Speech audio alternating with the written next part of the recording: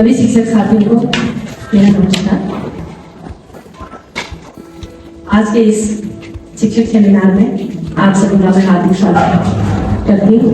आज का जो मेरा टॉपिक है, मेरे द्वारा उसमें गणित विषय लिया गया। गणित विषय में भिन्न समूह पर मेरे द्वारा कार्य किया गया है और मैंने इस समूह को क्यों लिया, इसका एक मेन रीजन ये भी था कि बच्चे जहां पर 1/2, 1/4 देखते हैं तो पहले ही डर जाते हैं कि ये है क्या अलग सी चीज। तो मैंने कोशिश की गई कि मेरे द्वारा कि मैं उसको बच्चों को चित्र के माध्यम से ही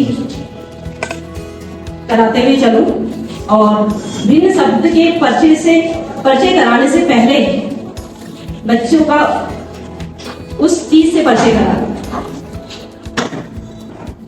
तो इसके लिए मैंने जो है इसको लेने के लिए जो मेरा मैंने स्टेप बाय स्टेप चली, क्योंकि एक पाठ्यक्रमानुसार अगर हम चले तो ये हमारा कक्षा 3 से शुरू होता है।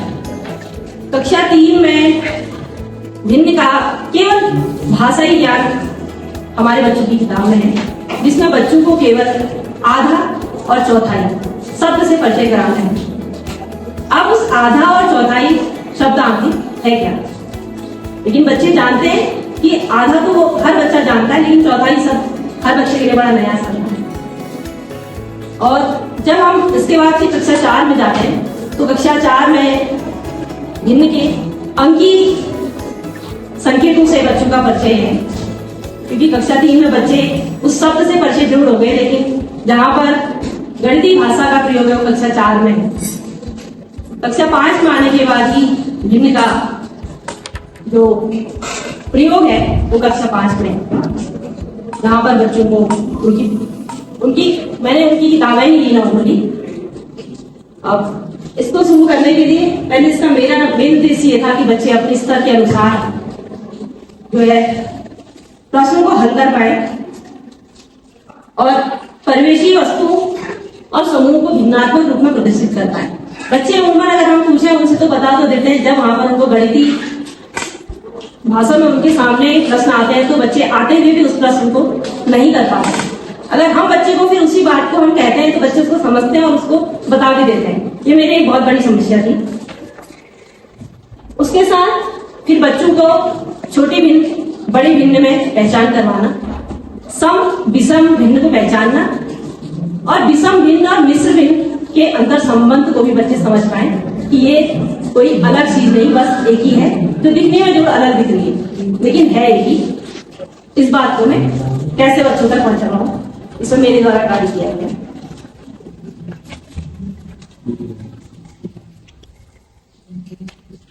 शिक्षण प्रक्रिया शुरू करने से पहले मेरे द्वारा कक्षा में बच्चों से जो पहला सवाल था ना, मैंने बच्चों से ये बात की कि आज हमें भिन्न के बारे में पढ़ना है या हम क्या पढ़ेंगे। बस यही पूछा कि आज घर में किसने कितनी रोटियां खाई। तो बच्चों के द्वारा बताई गई, किसी ने कहा 1, किसी ने कहा 2, किसी ने आधी, किसी ने 1.5 कहा और किसी ने कहा मैंने 2 रोटी पूरी और आधी रोटी भी खाई। अब उसके बाद जब बच्चों से मैंने इसी चीज को लिखने के लिए बोला तो जिसने 1, 2 लिखा था उसने फटाफट अपनी कॉपी में 1 और 2 लिख के दे दिया, लेकिन जिस बच्चे ने आधा और 1.5 कहा उन्हें तो ये लगा कि हमने क्यों बोल दिया, क्योंकि हम अब लिख ही नहीं पा रहे हैं। तो फिर मेरे द्वारा चित्र बनाए गए रोटी के,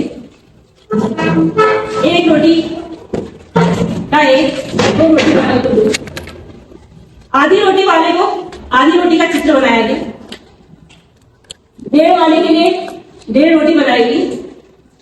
जब मुझे उनके संकेतांक लिखने के लिए कहा गया तो 1 और 2 लिखने के पश्चात मैंने बात रोकी।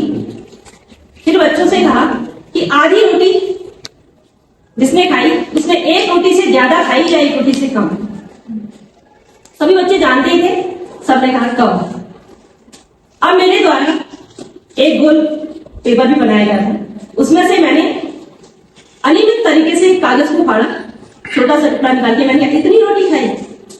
तो बच्चों ने कहा नहीं। फिर मैंने थोड़ा सा और बड़ा हिस्सा, नहीं। फिर मैंने जब बराबर हिस्से किए तो बच्चों ने कहा हाँ हमने इतनी आधी रोटी खाई। यानी फिर मैंने बच्चों को यहीं से स्पष्ट कराया कि आधा लिखने के लिए हमने एक रोटी के 2 बराबर टुकड़े करे और बराबर टुकड़ों में से मैंने एक टुकड़ा खाया, उसे लिया। यानी इससे बच्चों को मैंने यहां इस चीज तक पहुंचाने की कोशिश करी कि अब मैं बच्चों को हर और अंश भी बताऊं कि कैसे बच्चा पूरी चीज यानी पूरी रोटी के मैंने 2 टुकड़े लिए तो उसे मैंने नीचे लिखा और उन 2 टुकड़ों में से मैंने एक टुकड़ा खाया, उसे मैंने ऊपर लिखा। अब गणित की भाषा में जिसे मैंने ऊपर लिखा वो मेरा अंश हो गया और जिसे मैंने नीचे लिखा वो मेरा हर हो गया। और आधे को अगर मैं गणित की भाषा में बोलूं तो इसे मैं 1/2 कहूंगी। तो फिर बच्चे से मैंने इस बात को रिपीट करवाया कि कितनी रोटी खाई? 1/2 रोटी खाई। फिर वही बात 1.5 रोटी में आई तो 1 रोटी पूरी और उसके साथ बच्चों द्वारा खुद ही कह दिया कि 1 रोटी पूरी और आधी रोटी, 1/2 रोटी। तो मैंने कहा इसे पढ़ते हैं 1 सही 1/2। इस प्रकार बच्चा 2.5 रोटी और 3.5 रोटी 4.5 रोटी को कई तरीकों से फिर इस बात को समझाया गया कि जिसमें बच्चों को ये चीज क्लियर हुई कि आधी रोटी आधा हमेशा जो भी होगा यानी किसी भी भिन्न को अगर हमें भिन्न बतानी है तो बराबर टुकड़े करने पड़ेंगे। जहां पर टुकड़े शुरू हो गए वहीं से हमारी भिन्न शुरू हो जाती है। अब मुझे लगा कि बच्चे अगर मैं गोल चीज दिखा रही हूं तो बच्चे सोचेंगे गोल का ही आधा। तो मैंने कई आकृतियां बनाई, उनको बराबर भागों में बांटकर प्रत्येक बराबर भाग में अलग अलग रंग करके उनके भाग लिखे होगा। तो पहले वाले मैंने लाल और हरा, बच्चों ने खुद किए तो 1/2 में लाल, 1/2 में हरा, ऐसे 1/2 में नीला, 1/2 में पीला। इस प्रकार कई आकृतियां ली कि हम किस तरीके से बांट सकते हैं बराबर भागों में। तो शुरू में बच्चों को ये लगा कि बस हम केवल सीधी और तिरछी रेखाएं खींचकर ही चीजों को बांट सकते हैं। जब उनके सामने फिर कागज को मोड़कर ऐसे तिकोने कागज बनाए उनको मोड़कर बताया तो बच्चों ने कहा अरे हम इसको ऐसे भी बांट सकते हैं।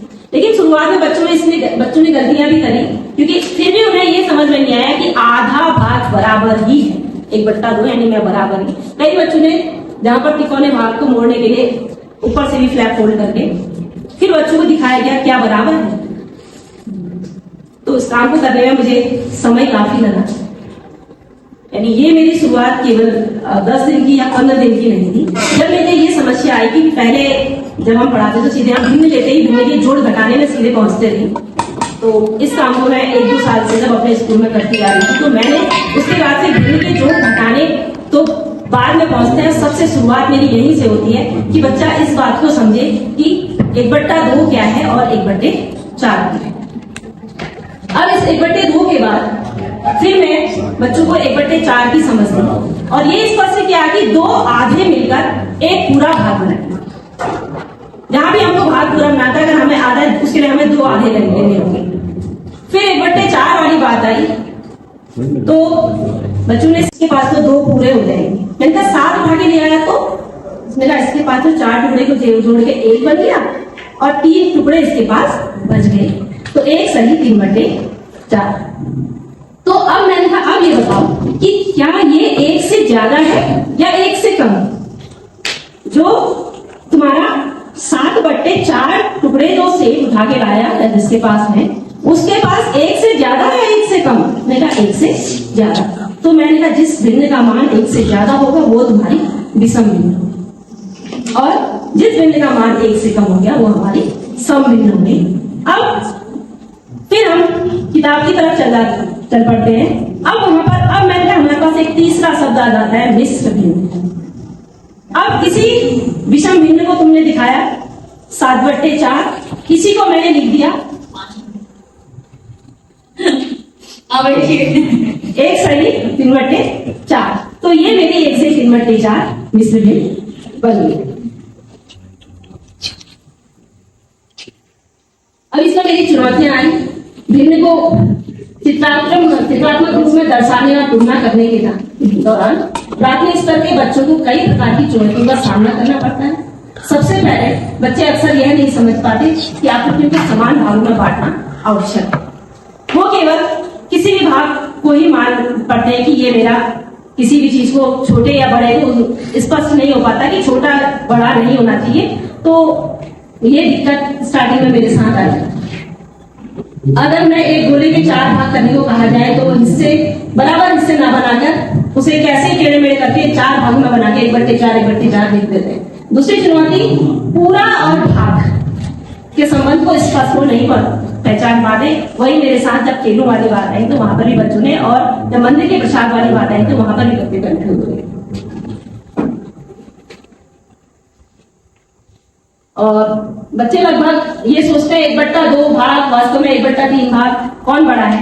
तो जब यहाँ पर इस गतिविधि को, जब बच्चों ने सब काम किया अपने आप, तो बच्चों को इस बार इसमें स्पष्ट हो गया कि 1/3 और 1/2 में 1/2 ही बड़ा हुआ, क्योंकि हम एक चीज के 2 टुकड़े कर रहे हैं और एक चीज के 3 टुकड़े, यानी जिस चीज के जितने टुकड़े करते चले जाएंगे उसके टुकड़ों का आकार उतना ही छोटा होता चले जाएगा। ये बच्चों ने खुद, मतलब मुझे बच्चों को ये चीज बताने की जरूरत ना पड़ी, बच्चों ने खुद मुझे इसके आंसर दिए। इसका निष्कर्ष यह निकला कि बच्चे चित्र के माध्यम से अलग अलग भागों को पहचान कर उनको भिन्न के रूप में व्यक्त कर पा रहे हैं। मूल्यांकन के दौरान यह भी पाया गया कि बच्चा समान और असमान भागों में अंतर कर पाने में भी सहज है, भिन्नों की तुलना कर सकता है, सम विषम भिन्नों की पहचान कर सकता है। इसके लिए वो मौखिक प्रश्न गतिविधियां, परीक्षा और लिखित अभ्यास जैसी गतिविधियों का प्रयोग किया गया। उदाहरण के लिए जैसे बच्चों को गोल आकृतियों को देकर समान भागों में बांटना, कुछ हिस्सों को एक हिस्से रंगने को कहना, जिससे यह पता चलता है कि भिन्न को वास्तविक रूप में समझ पा रहे हैं या नहीं।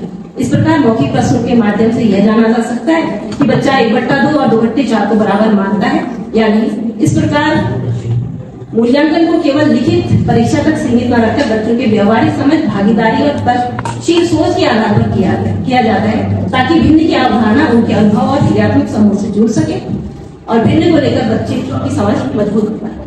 और जिसका मतलब मुझे कुछ फायदा मिला, तो मैंने अभी जो हमारे यहाँ द्वार परीक्षा हुई उसमें मैं सर्विस कर